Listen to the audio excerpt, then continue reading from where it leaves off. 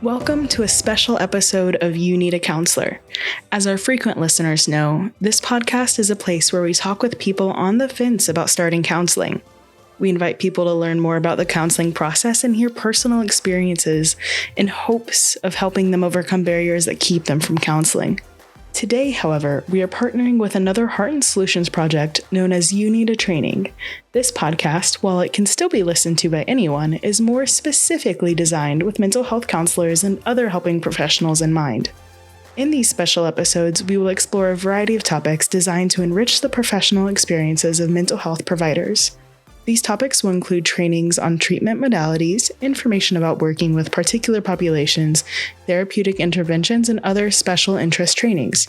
Some of these episodes will even be eligible for continuing education credits for those that need them, so be sure to listen closely. Please feel welcome to stick around for this episode, but do note that it will be different from the content you are used to receiving on this channel. If you're sticking around today, and we sure hope you do, get ready for engaging, thought-provoking conversations because we all know you need a training. Hello, welcome to episode 4 of our You Need a Training podcast. For those that are just getting to know us, I am Dr. Colleen Grote, the Vice President of Therapy at Heart and Solutions.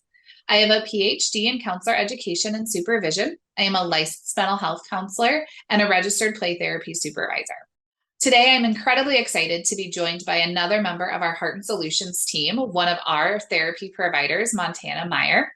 Montana is a temporary licensed mental health counselor with a master's degree in clinical mental health counseling from Northwestern University. She focuses on a psychodynamic approach to therapy. She works with an eclectic style to suit the needs of the individual, including psychodynamic, person-centered, and CBT modalities. She has experience working with anxiety, depression, PTSD, personality disorders, suicidal ideation, and trauma with adolescents and adults. Montana believes every person has their own story that has shaped what they are currently experiencing and strives to create a safe space in her work for individuals to be able to share that story and work collaboratively to reach their goals. I am so excited for the topic that Montana is bringing to the podcast today. It's one that is near and dear to my heart. It's one that we get asked a lot about by clients and their caregivers.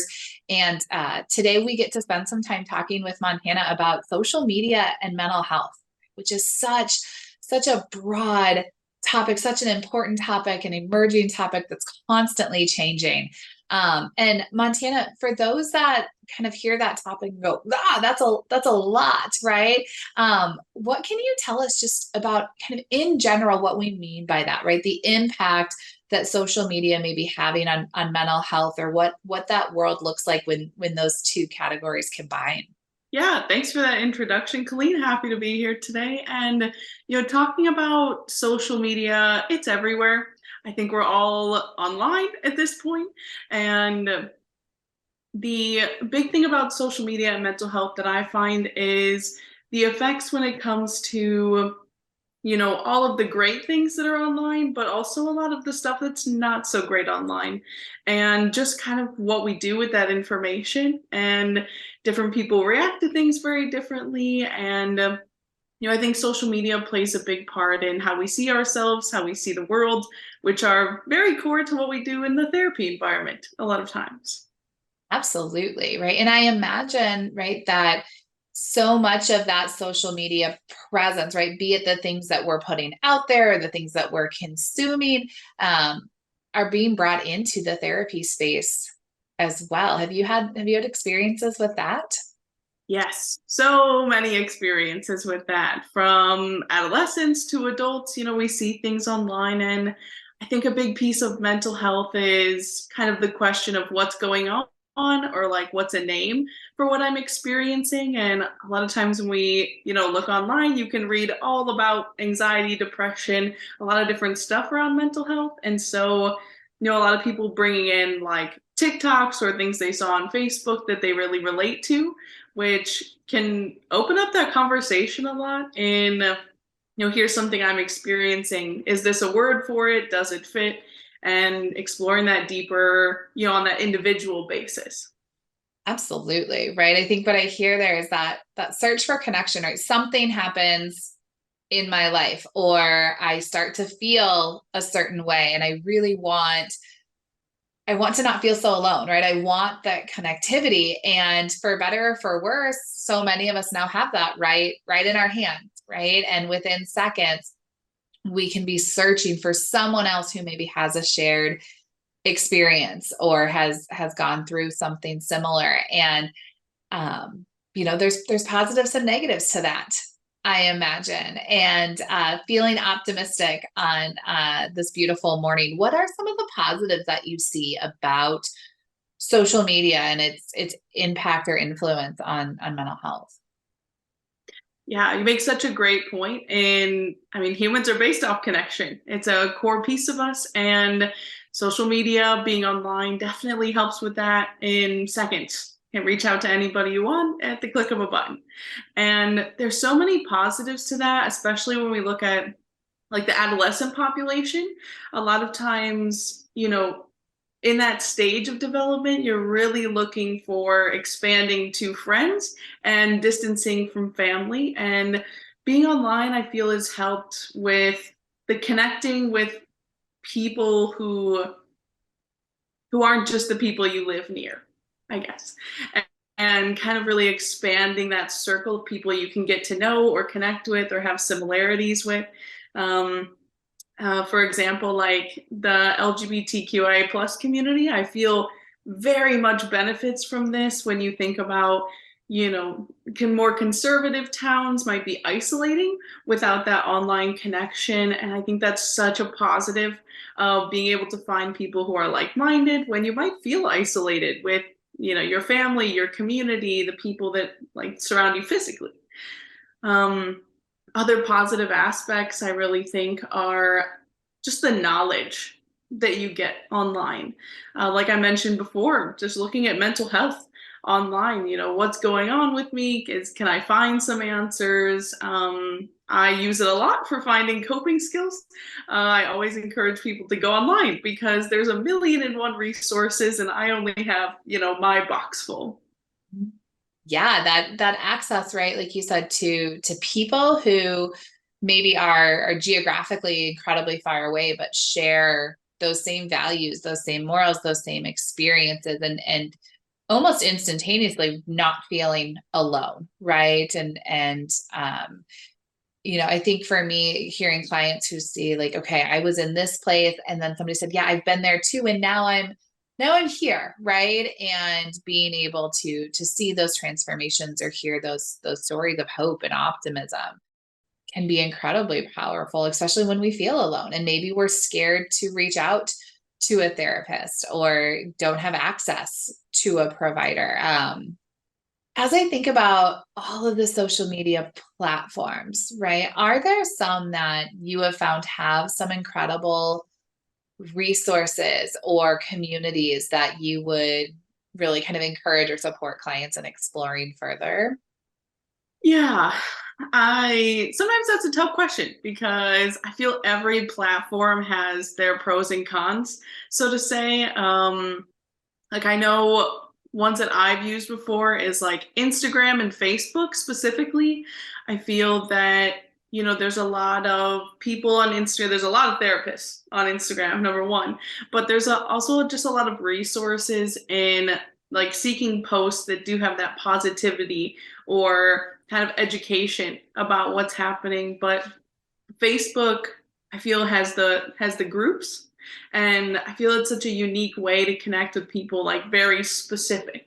Some of those groups can get very, very specific, and really sharing that experience. I would say those two specifically. Yeah, they're creating their own communities. Right. Mhm. And I think for me, right, when I think about some of the things my clients have brought to the table, right, is just that awareness of what mental health means, right? Or what it is. And I'm curious if you can say more sort of about the research might be the wrong word, right? But the exploration of mental health through social media and what some people may be doing just to learn more about themselves and what they are experiencing. Yeah. I actually would use the word research. I think I have a lot of clients who come in saying they did their research, and it can be so beneficial. And kind of when we say that, it's really just going online and like searching up the definition of what is depression, what is anxiety, what do these words mean? Because it's not like we're necessarily taught them, like the exact definitions, and really just looking up like what does it mean to be depressed. I didn't know what all goes along with it. And I think without that information, you're left with kind of just that view off of whatever you see of it. I have a lot of people who like view depression as just I'm suicidal and I'm alone in my bed all day.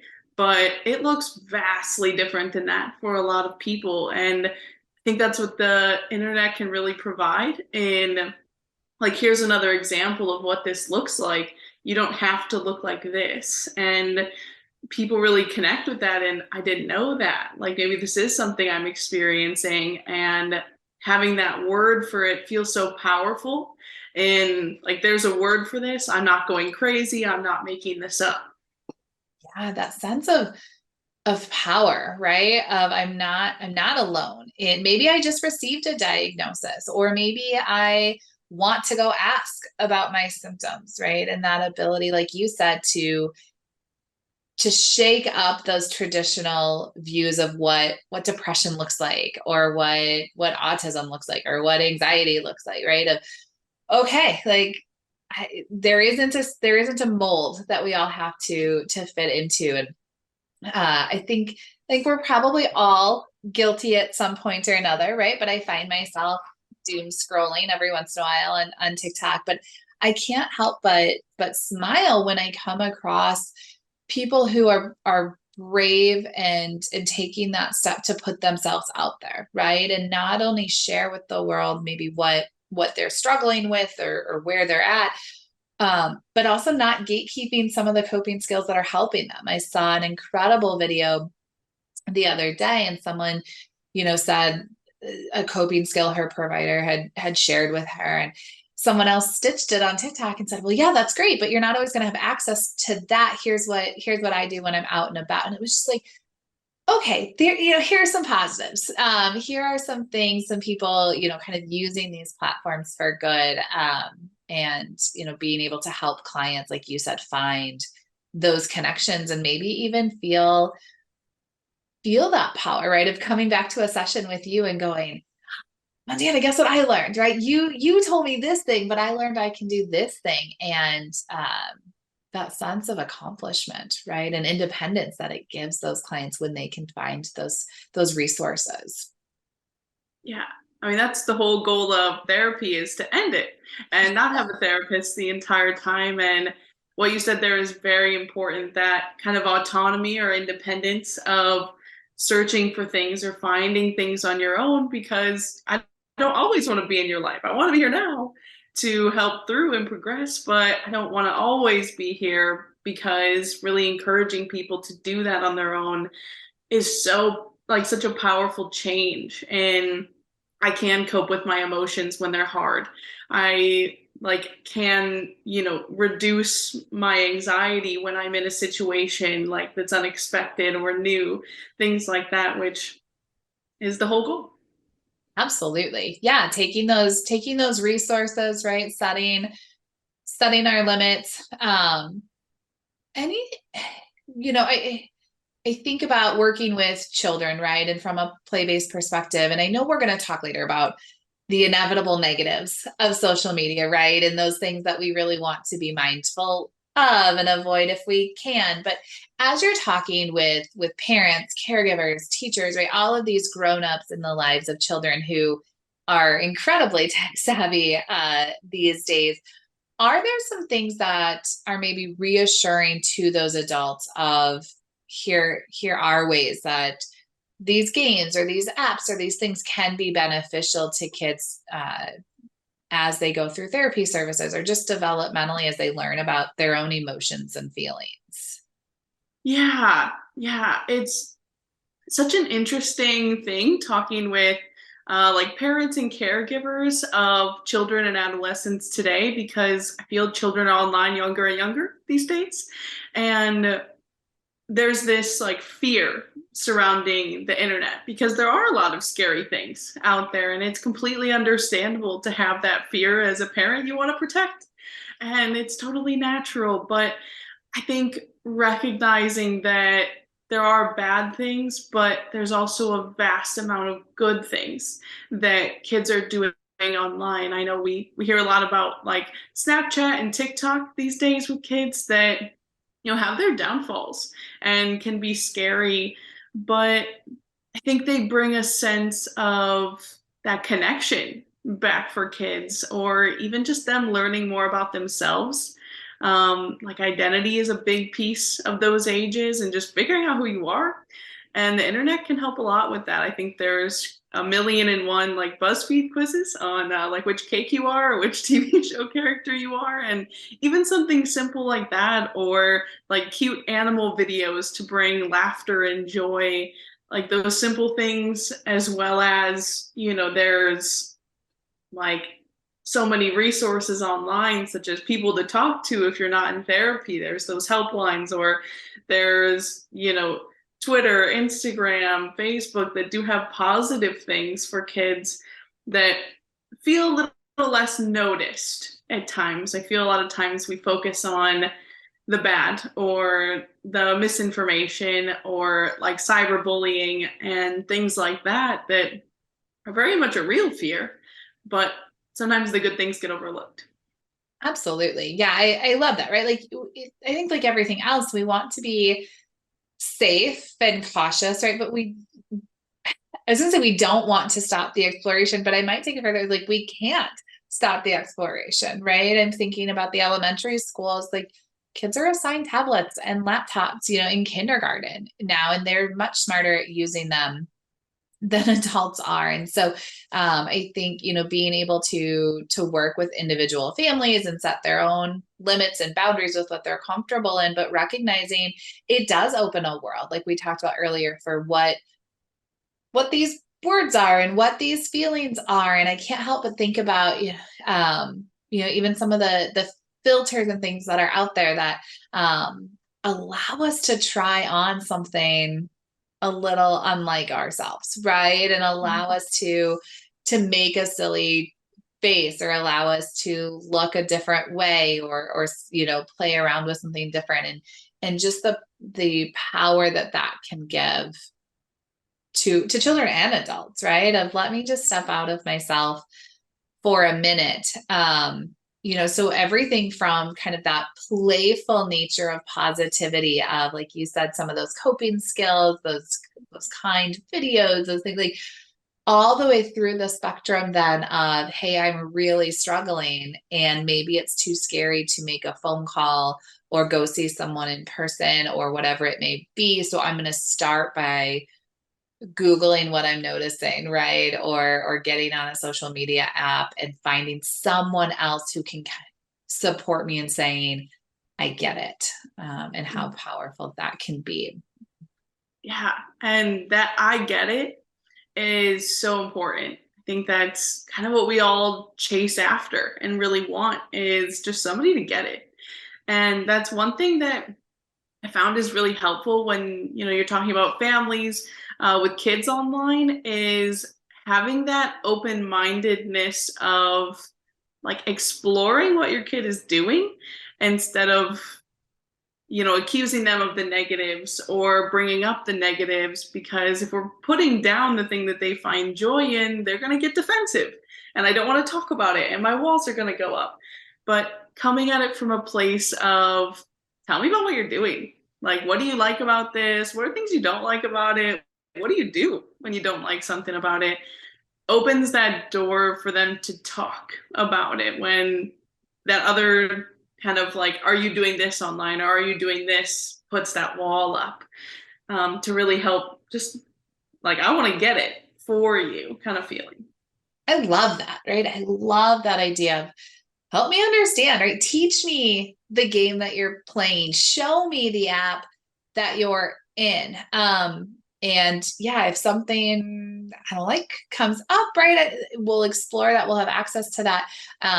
But like you said, the second that we come to kids with that tone, right, and that downplay, and they're going to perceive that anger or that they're doing something wrong, right, which opens the door and the invitation to shut down, to not give all the information, to potentially lie about the situation out of self-preservation. And so really being able to approach it and keep an eye on what they're doing on their tablets, but keeping that eye from a curiosity standpoint of show me more, tell me more, let me join your game, right? Like I love that interactive piece, and being a participant rather than just shutting down that behavior out of our own fear.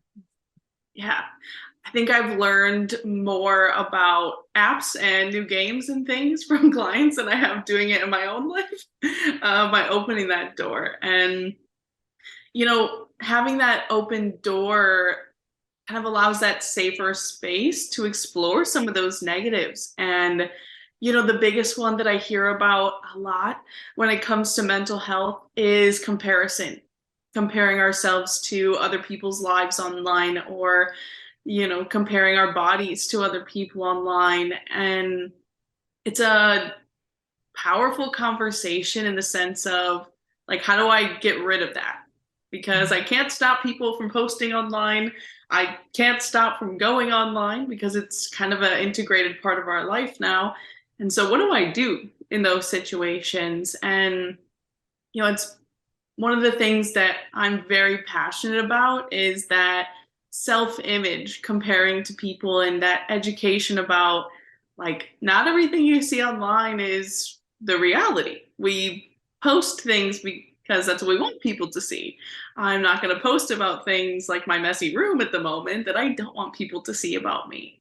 And like helping especially teens navigate that is very interesting because there's a lot of comparison at that age, just finding out who we are, where do I fit in here, like what's right to do is something I hear a lot.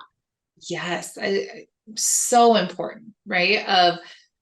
Yeah, there's all of these aspects of I'm here, right? And I'm doing this, but that comparison piece of, okay, well, this influencer says they struggle with depression, but look, they're doing all these things, or their house is so clean, right? And I'm thinking, even as we sit here and talk to each other today, it's like, well, if I panned my camera one way, right, you'd see a whole different view of my life, right? And like you said, we've gotten so used to believing the screen, right, and thinking we should be that person, that really being able to have those conversations of it's not what it always looks like on screen or in the Instagram photos, right? And really kind of panning out beyond those photos and what does the bigger picture look like, can be such an important tool, especially like you said, for adolescents who are developing that worldview and that understanding. Absolutely. I think even as adults, we feel it. Like, for example, I compare my life a little bit to, my friends, people online, what are they doing, what I'm doing. I know other adults feel that as well because it's a natural piece of, I want to know I'm okay kind of feeling, but it's hard when, like, if we don't have that internal dialogue of you're doing things right, you're doing things for you.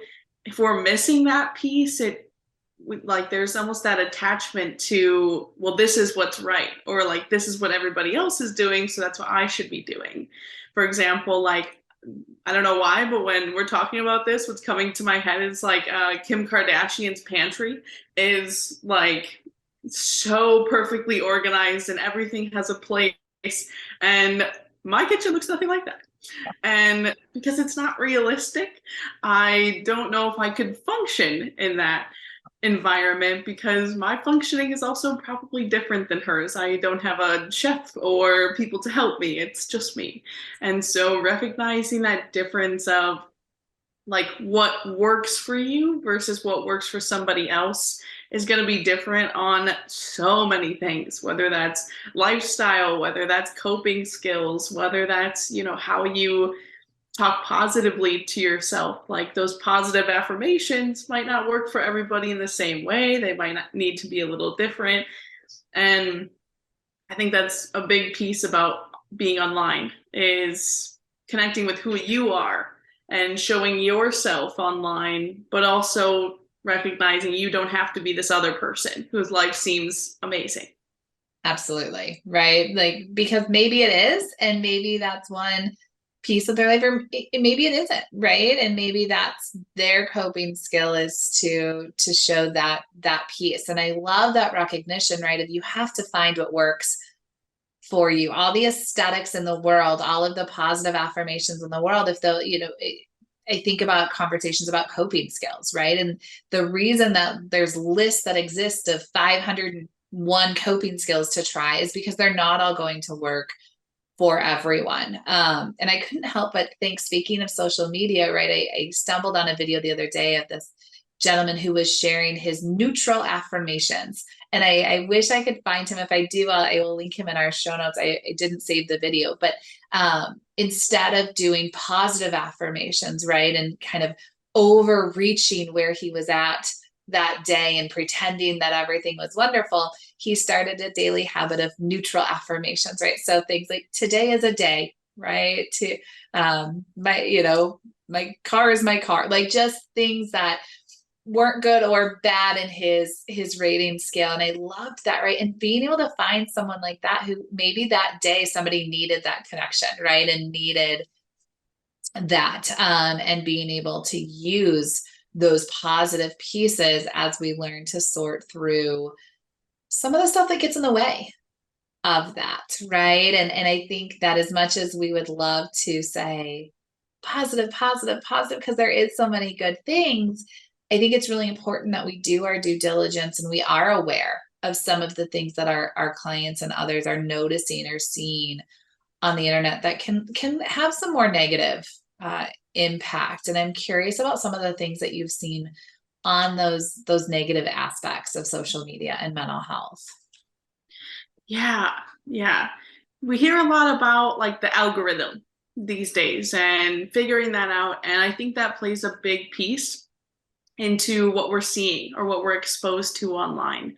And one thing that I do myself is I have a few different social media things, and like following different people and really recognizing the information I'm getting based off of who I'm following, what posts I'm liking and things. And I feel that that's a big concern when it comes to social media. If I'm having dark thoughts or something like that, and I start Googling those thoughts or looking up what is suicide, or what is stuff about violence, things like that, and then all of a sudden I'm getting a lot of information about this because that's what I'm looking at, that's what I'm interested in. And I do a lot of research in my job, and I'm very interested in suicidal ideation and things like that. And it was kind of scary about how much information I got after researching some topics about suicide and suicide education, even about things like that. But like making sure to almost create the page that you want to see. Like if you're interested in that, yes, look it up, but recognize that stuff coming up, and recognizing there is another side to things, or kind of filtering that information. And like, I'm going to look up what this means, or kind of look into these thoughts I'm having. And I'm also going to follow the resources that it gives. The one thing the internet has done vastly amazing in protecting this negative side of the internet is if you look up anything to do with suicide or violence, there are hotlines and resources are like the first 10 sources that come up for you to look at. And so, making sure to also, let's look those up. Let me use those. They're the first things coming up for a reason, is that kind of protector in that, because it can get scary when all you're looking at is things like that, or kind of hate messages is the only thing that I'm liking. Absolutely. Right. Like you said, we're creating our own experience, right? We can't control what shows up on our screen next, but the things that we're searching, the people we're searching it with, the people we're sharing it with, right, become incredibly important. And being aware of sort of how the social media platforms we're using operate, right? I was talking to someone the other day and they were saying, particularly on TikTok, if you follow creators that you like, you'll see less of their content, which seems counterproductive. And so I experimented with a few, and it seems to be the trend of their stuff is no longer showing up when I scroll, right? I have to go actively looking for it. And so just learning how those platforms work, right? If I need and want to see more information on this, here's who I'm going to actively seek, and I'm not going to go this direction. And going back to our conversation earlier about adults in our lives, right? Who can I share this with if I see something that's scary or unsettling or doesn't make sense, or I have questions about, what is my personal safety plan for what I'm doing with that information, instead of just sitting with that in isolation. Yeah, absolutely.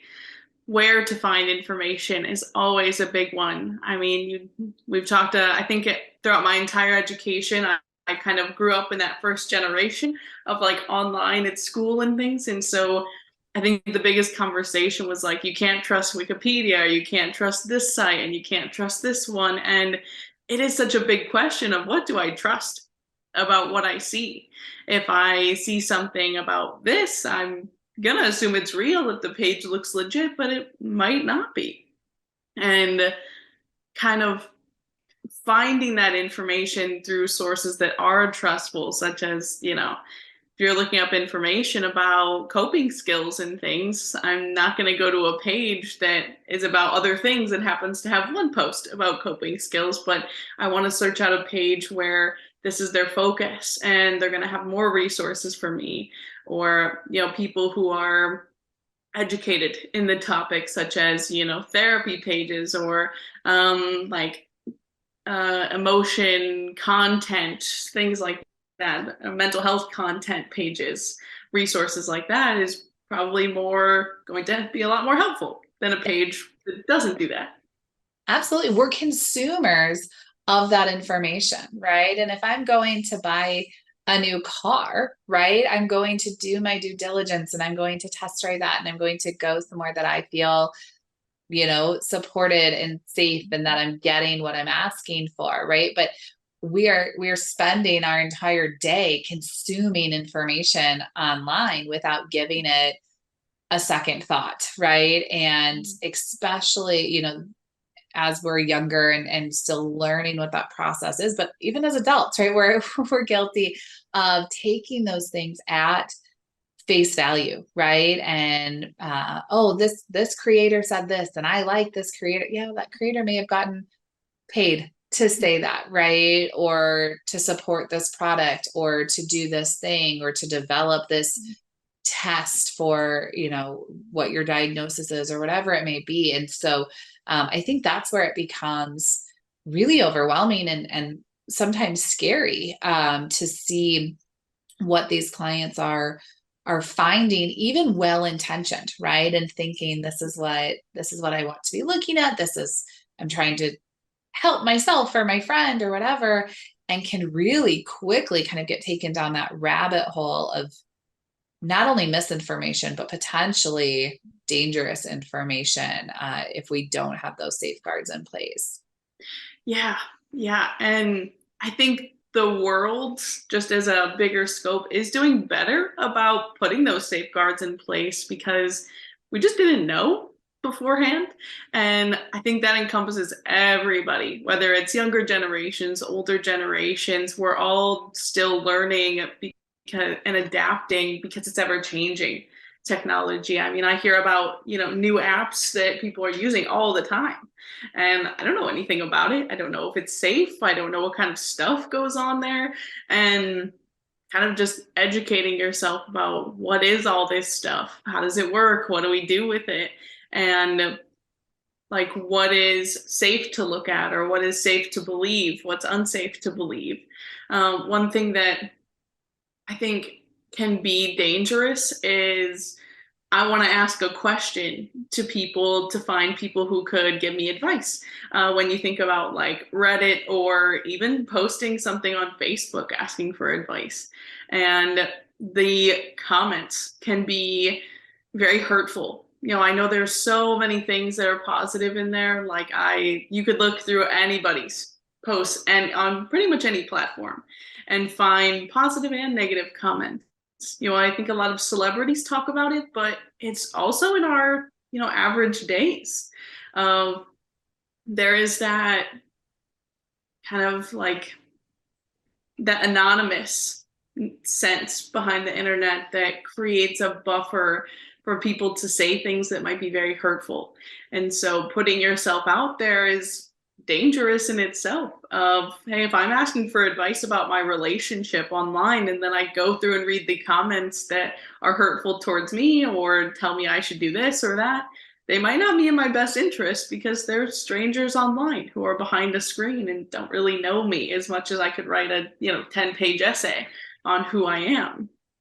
Absolutely. So yes, being cautious or almost prepared for negative comments. What do I do if I get a negative comment? And kind of really like letting it go, which is a much easier said than done kind of topic. Absolutely. Right. And I know we talked earlier about the positive aspect of people who may be isolated either geographically or because of some mental health or physical health, symptoms that they're experiencing, and how powerful and positive the internet can be to bring that connection in. But when that connection turns negative, right, and there isn't that support system necessarily to go and lean on and counterbalance those comments, right? And those comments can say anything. There's a giant shield of anonymity on the internet. And it's one of the reasons I am so thankful that telehealth therapy still exists, right? I know you are working fully remote, fully telehealth for our clients. And so even those clients who don't have physical social circles or are struggling with forming those connections with other people, being able to say, okay, here's my online community, and here's my online verified, mental health support and community in that sense, and giving them an opportunity to connect with you in a way that is allowing them, to connect with other pieces of their life and continue that sense of safety, but at a different level. Right. Of course. And it's really a big reason why I'm passionate about doing telehealth and why I really sought this out, because I think there's so many benefits to it in just access. I grew up in a very small town where there was no therapist, and you had to go to the next city over for groceries or the doctor and that kind of, place. And so there wasn't a whole lot of resources there. And it really inspired me of, reaching those people that are isolated, don't have people like them because it's small, or even people in big cities who just haven't found that community maybe. And, online I feel provides a safety in like, I'm going to have a little distance to be able to talk about things. I get more access to things. Yeah. And I think it does kind of role model, like, this is a person I can trust online. If I'm sending you an email, you can trust me with that link. And like, there's a lot of people that, you can't trust. And where's that line at is always a big question of, this person I met while playing video games seems very genuine and wants to get to know me, but how do I know who's really on the other side of the screen? Or how do I know they are genuine? And it's a very tough question with those barriers that, texting or phone calls make with, I can't read somebody's body language, or like, I can't see this person. It's an obvious barrier. Texting has so many different ways you could read things. I know I've been very guilty of reading a text message and freaking out because I thought they meant one thing, but in actuality, they didn't mean that at all.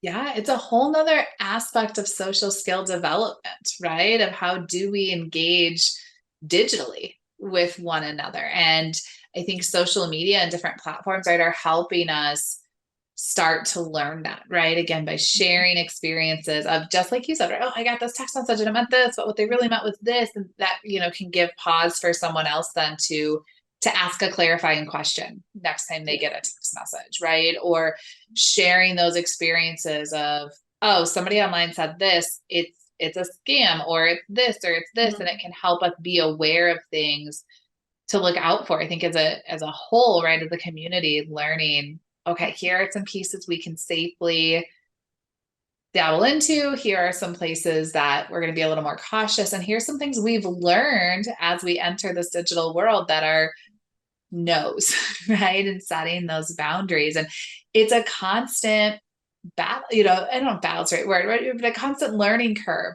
to do that. And I think you've gotten really good at kind of helping clients start to figure out, okay, how do I filter all this, right? I'm exposed constantly. There are always new things coming in. How do I filter that mental health information that's coming through? Yeah, it's difficult because there is so much information, and I mean, we take in so much on just a daily basis. When I'm, on the internet, I'm watching YouTube videos. Well, now all of a sudden I'm 10 videos deep and I'm learning about something absolutely new. And taking in all this information can be overwhelming, and sometimes they can dispute each other. They can be saying very different things. And so, which one do I believe? I really connect with this. Is this really what this means? And one thing for me is like talking about it, I think is such a big piece of it. And for example, like I've had people come to me with, hey, I saw this TikTok online. Like, is this true about mental health information? Like friends and family. And because they obviously know what I do for a living. And it'll be like, I know I saw one before that was about ADHD, or what you don't know about ADHD or what to look for it. And there was a lot of really helpful things in there, but none of it was true.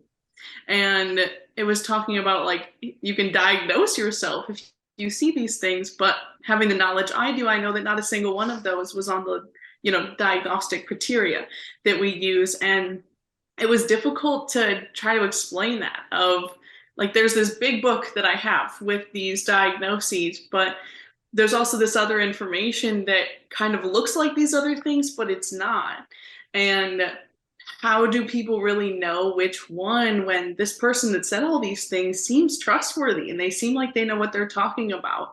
And me kind of being the bad guy, so to say, and like, no, that wasn't true, is always a hard position. But I think that's where finding the information is so like crucial in what do I believe. And so one thing I work a lot on is ask somebody, do further research, like look into it. If you see something, look into it. If that this makes sense or it doesn't make sense, you have a whole world of knowledge at your fingertips to continue searching for that answer. And if you find confusing information, talk about it with somebody else, whether that's your therapist like me, or whether that's your friends, family, whoever's around you. Absolutely. I think that connectivity, right? Of most people, right, outside of mental health providers aren't carrying around the DSM-5 with them, right? They're not, it's way easier, way more fun, way more entertaining to watch a 30-second video, right? And convince ourselves that, oh, I do that thing, that's me, right? And being able to walk that boundary between, yes, there's some things that I do that overlap with something that somebody with a certain diagnosis might have. However, I have these other factors, right, that don't result in that diagnosis. And I think it's hard sometimes when we're searching for, why do I do this thing, right? Well, sometimes that's just us, right? That's just our personality. That's what makes us uniquely us. And we don't necessarily need a diagnosis. And then other times we know that maybe something is going on and we are so ready for answers, right? That we can really easily latch on to the first thing that maybe checks a box with us. And thinking about some of those negatives, if somebody isn't then speaking to a mental health provider, right, and isn't coming to their therapist and saying, hey, I saw this video, like, what do you think? Like, do I have whatever? That self-diagnosis can lead to self-treatment, right? And can lead to things that we're now addressing something that isn't what's going on. And so I love this conversation right now, finding that balance of, let's soak in all the information, but let's do that in a way that we are doing our due diligence and making sure that our sources are reliable, that we're cross-referencing that with our doctor or our therapist or both, right? Or someone who can really make sure the information we are receiving is not only real, but it's relevant for our unique situation as well. Absolutely. I love the internet and I could talk about it all day, but at the end of the day, I think that those in-person connections are still so crucial to every single one of us. And like, what do I do with this information? If I lived completely online, I would probably be confused most of the day, because I just wouldn't know, because there is so much out there. And so using those other connections that you have to know what to do with it, or just some place to put it or talk it through, process it, I think is really the main goal of all of this. And don't believe everything, but if something comes to you that feels right, explore it. Absolutely. I love that.